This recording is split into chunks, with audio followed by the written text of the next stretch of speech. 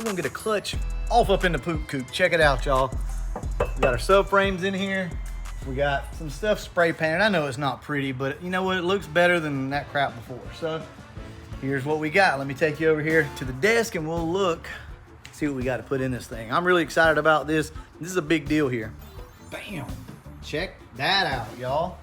Ram Clutches has hooked us up with a clutch, pressure plate, throwout bearing, flywheel, everything. So, yeah, you guys know what it is.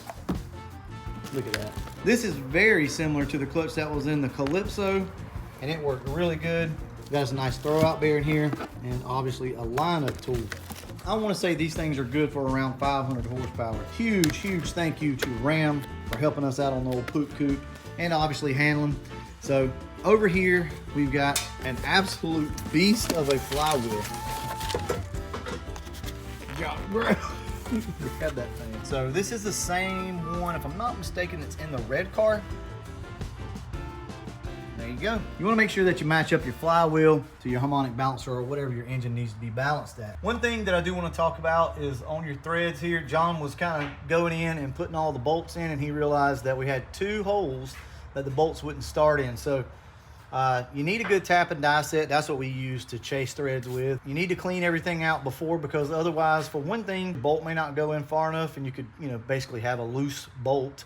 And also you could get an inaccurate torque reading. So make sure that you come in, chase your holes out. I like to come in with a little brake parts cleaner and clean these holes out, because we will be putting some blue Loctite in this. And if it's all dirty and greasy in there, it's not gonna get a good bond and a good bite. So got our pilot bearing here, and I'm going to use a socket. So try to get it squared up as best you can, and then just tap lightly.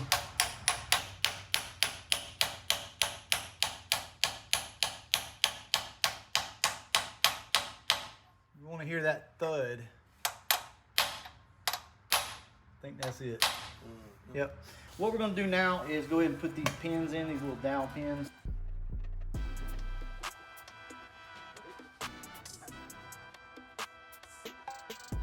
Right.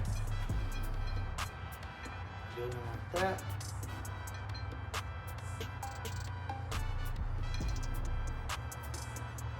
Listen to the difference. There it is. All right, let's verify before we go too far. And look at that, like a glove. Yeah. All right, so we got a block plate up here. If you look down here, everything's been pre-treated, I guess you could say. So it's got Loctite on it.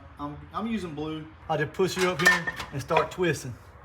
You got to step back so you can see the holes. Look at that, boy, we got lucky. Sometimes you'll twist this thing for 30 minutes, man, trying to figure out, because the holes are so close, you'll think you got it, and you won't got it. So obviously you've had your hands all over this thing. Clean it with some brake cleaner. We're going to use a microfiber here. Nice, big difference. So, all right, that's all you got to do. Those were torqued to 85 foot-pounds. John's got this clutch disc already set up. And make sure you don't put your clutch in backwards. A lot of folks will turn that clutch disc around the other way, and that goes to the outside right there, the big part that sticks out. So everything will just fit right through. Let's see here. And there's where your lineup pins come in handy. All right, so this thing will pretty much sit up there on its own.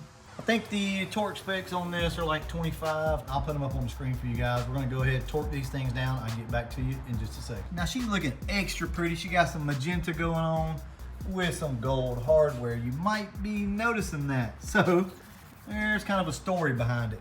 Things didn't go as planned tonight, which happens often.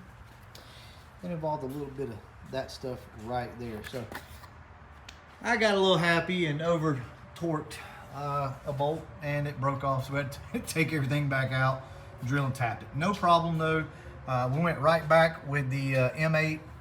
So if you guys don't know, these are M8 by 1.25. These are essentially 10.9 grade, which is like a grade 8, I guess, in standard. Anyway, we got everything back in. It's all torqued down to 25 foot-pounds, and we're good to go. We got our new bell housing over here, so we do have to put our stud in. So I'm gonna go ahead and do that now, and then we'll get to that process here in just a second.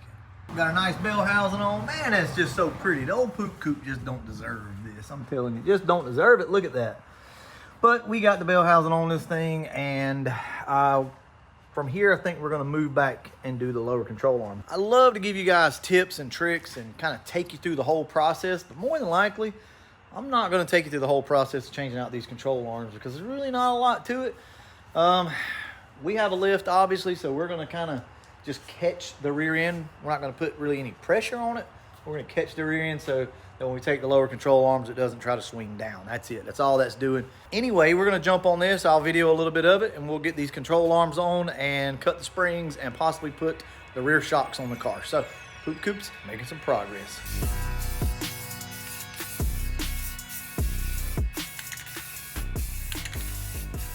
Look at that. Damn, what a difference already. Man, that looks so much better than what it did. And the big thing is, like, you step back here, like right here, and it's just not all rusty and dirty and crusty. And what did we say it smelled like earlier? A mummy. We've got the control arms off the car, and we've already got our reinforcements thanks to Edgar. So we got our reinforcements in here waiting to go. And I'll probably bolt these in and then weld them in a couple spots, like tack weld them in. So I don't really know how I'm gonna do that just yet. But we're about to cut the springs on the car. I'm not sure how much I'm gonna cut off yet, but you know, for right now, we're just gonna get the car to look good. We'll work on actual suspension to make the car hook and go down the track better later. So I'm gonna go ahead and cut these springs. We've got our control arms over here, so we're gonna pop these on, and we're gonna try out these relocation brackets as well. That's gonna be real nice, like right there. There's so much dirt still in this mother. All right, we'll get these things in, and I'll get back with you in a few minutes. All right, y'all. John's cleaning some stuff up, and we have got these holes drilled out for the relocation brackets, for the BMR relocation brackets. So we're gonna get all this cleaned up, and we'll show you guys what it looks like. The only thing that you have to do with these is drill these holes out right here. We'll give you a tip on that here in just a second. Oh, bam! These are the BMR relocation brackets, and we decided to weld the edges of these things. So we just cleaned them up a little bit, and we're gonna run a light bead on each side right here. But here's what you need to know. Okay, so these things take really big bolts that would go into the factory location where your control arm used to mount. That's where it would go. So these bolts are enormous, right? Enormous is a word in case you didn't know. So what you have to do is drill these out. Now this side's pretty easy to drill out. This side is not easy to drill out because of everything going on back here. So what we did, we just took a burr bit and came in at an angle, cleaned them up, and now the bolt will go through. So I recommend Harbor Freight sells these things. They're fairly expensive, but trust me, you need some of these in your life because you cannot get back here to drill this, I don't even think, with a 90 degree. Okay, so here's what we're gonna do. Here's how these things work. Normally, your control arm would bolt right here, all right? What we're gonna do is add this, okay, something like that. And now your control arms are gonna be a lot lower. What that's gonna do is change the angle or the instant center of the car. And honestly, this is probably gonna cause a little bit of separation, which is a good thing. Now you got 3 adjustments right here you can pick from, so you can move your control arms up and down. We're just gonna start in the middle for right now, then we'll go from there. Now, what we need to do, get a bolt started.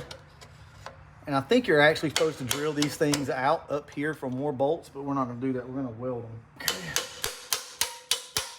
All right, get this in position. We're gonna lock everything down, put the control arm on it, and then make sure this is where we want it at. And then we're gonna run a little bit of a tack weld, as you can see where John kind of cleaned up here. Run us a little tack weld right there, or a small bead, I should say. But that's how it's gonna work. There again, if you see down here, your control arms will now mount lower. I think so too. All right, y'all, you ready for the big reveal? Bam. Actually, that looks pretty damn dope. I'm not gonna lie to y'all. Look at that, new shocks. We got everything painted under the rear end. We got our new relocation brackets on this beast. I'm telling y'all, man, this car's coming together. Look at the subframe connectors. We got all this crap cleaned up here. We're not done painting yet. We'll get to that later. But we did spray all back here. I'm impressed. I'm excited. We're probably going to take this bolt out at some point and go ahead and finish welding these up because you can't move the control arm to this last hole because it hits this bolt. So I may end up kind of doing something different with that. Just fully welding these and using it that way. Man, this damn car is coming along. A transmission should be in. LMR is sending a clutch fork. We're gonna put that in and then we'll go ahead and drop our transmission in over here. Ooh, look at that, look at that. Z-Spec T5, baby. Yeah. Hey, I'm gonna go ahead and tell you, with the amount of power that this car makes, which isn't much at all, this damn thing ought to hook in a mud puddle, y'all, for real. It should work. Stay tuned. We'll get the transmission in this thing, get the starter on it, and get it busted off. And we'll be playing with this thing before you know it. Catch you in the next one. And as always, thanks for watching.